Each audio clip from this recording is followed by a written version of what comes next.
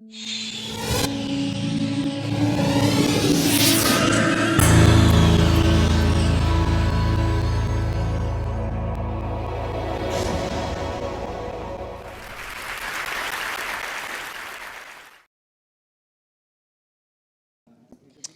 I start, I'd like to say something. Can all of you see this circular red mat? Yeah, for you it's a mat. For me it's an instruction. It says, don't step outside the circle. Right? Now, you have seen a lot of speakers throughout the day, and you'll see some more. All of them were selected because they're achievers, right? They have accomplishments to share, they have inspiring stories to tell you. Now, I was selected because I'm friends with the organizer. I wish it wasn't a joke. I'm a stand-up comedian working in Bangladesh, which means that very few people appreciate what we do and most people just don't care. Which is pretty much like being the bass guitarist of a rock band.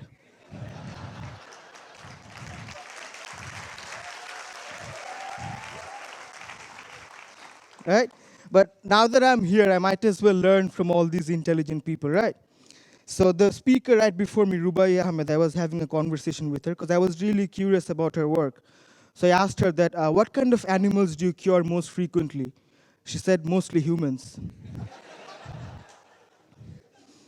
And she's spot on because, we humans, we believe that we're the smartest, we know everything. And in the name of industrialization, we're just making a mess of this world, right? Such progress is like taking a U-turn. You're moving back, but with the illusion that you're moving forward, right? Okay, you guys believe in industrialization, awesome. Okay, so, but it's not all bad, right? We have people who instill hope in us. For example, Muzammal Haq. Can we have a big round of applause for him? Right? Amazing talk, right? Now, he promotes healthy living and he's the founder of BD Cyclists. He gave a long and inspiring story about the formation of BD Cyclists, but he skipped one tiny detail, that exact incident which led to the formation of BD Cyclists. Basically, it was a Monday evening. He was driving back from work, and he got into a little accident. So the following morning, he had to go to work, and the cops were looking for his car. So the convenient option was to take a bike.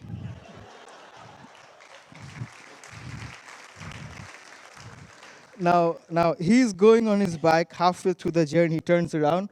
Whoa, man, people are following me. I'm like Forrest Gump, yo. Let's do this for a while. And that led to the formation of BD Cyclists. And then we had Syed Rezwan Hassan, the founder of Bella. We can, I think, yeah. Right. Now, when I first saw her, I thought, oh, what a sweet auntie, eh? She looks like a good cooking show host. I bet I can talk to you for 6 hours about saris. Or maybe her favorite daily soap. I don't know. But no, we should never judge a book by its cover. Because try pissing her off. Seriously. She'll cook you after strangling you with a sari and then stretch you like a daily soap.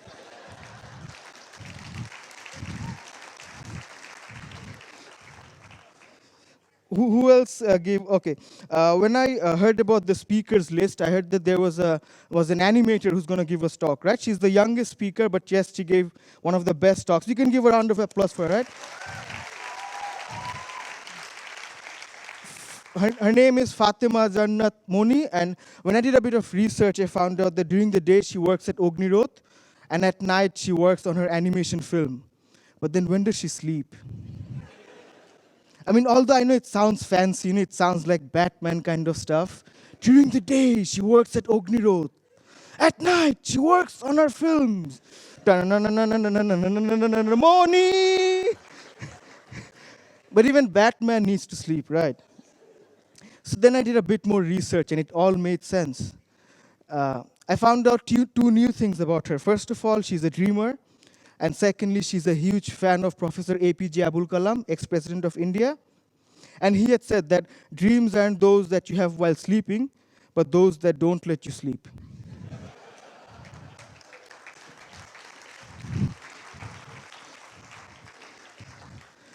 And then the last speaker of the evening, Anusha Nadel. All of you know her, I'm sure, right? I'm a huge fan. And honestly, I'm a huge fan. You need to say these things, but I genuinely mean it. I'm a huge fan.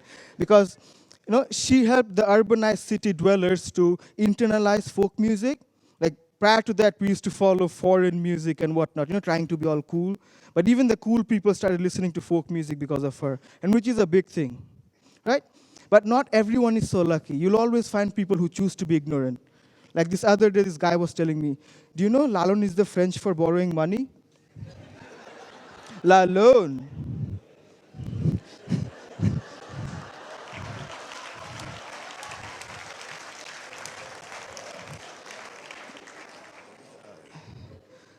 So I asked him, have you heard of Shah Abdul Kareem? You know the Baul Shomrat Shah Abdul Kareem. Have you heard of Shah Abdul Kareem? He said, of course, man.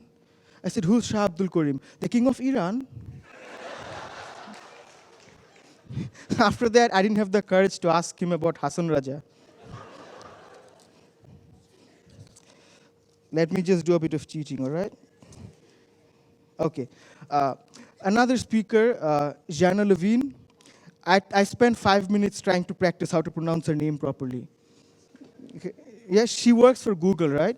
Now, I spoke with her and I found out a few things. Like, she has to travel a lot, and people ask her a lot of questions. So, you work for Google, eh?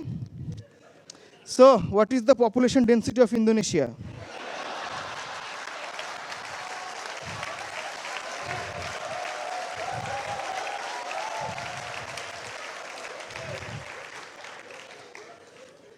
I know you are very busy, I'm sorry. I won't ask too many questions, okay? Just, if you have fever, is it okay to take cold shower? Please don't leave. One last question my niece wants to ask you. How can you become Justin Bieber's girlfriend? No, according to the original lineup, I was supposed to speak right after Mehdi Hassan Khan, the guy who found Ovro, the Bangla font. And I was really nervous because this guy, he came up with Ovro and gave it away for free. And I charge money to tell silly jokes. I mean, right? Laughing at his misery. Not cool, right? But no, it's great, right? Because of the fact that he got rid of the language barrier, he opened up the internet for a lot of people, right? In Bangladesh, like right now, a Bangladeshi individual in Singapore can easily maintain 3 girlfriends in Shutrapur.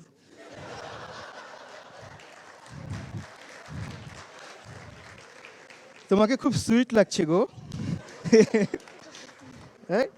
No, but it's great because right now a lot of people can use the internet to express themselves, to speak up against social justice, most importantly, to make a difference, right? I mean, long gone are the days when we used to use the internet exclusively for watching commercial lovers in action.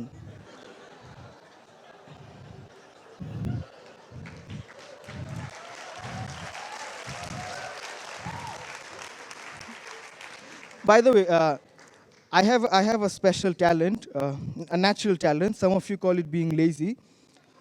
So after a 2-hour-long meeting, I convinced the TEDxDhaka team that I don't need any slides for my talk, which also proves that I'm a good convincer. Right?